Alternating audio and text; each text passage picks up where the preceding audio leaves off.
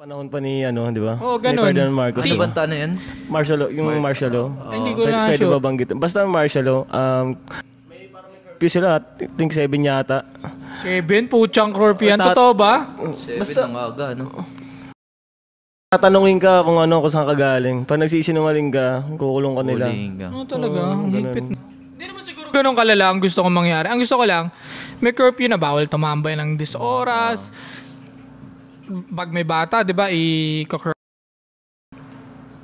lalim mo na dun sa isang barangay, di ba, paumagain. Para na sa gayon, hindi na nila gagawin.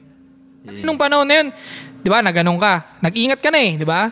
Na kasi sineseryoso pala nila. So, sineseryosohin din ng mga tao. Eh ngayon kasi hindi sa ibang lugar. Wala.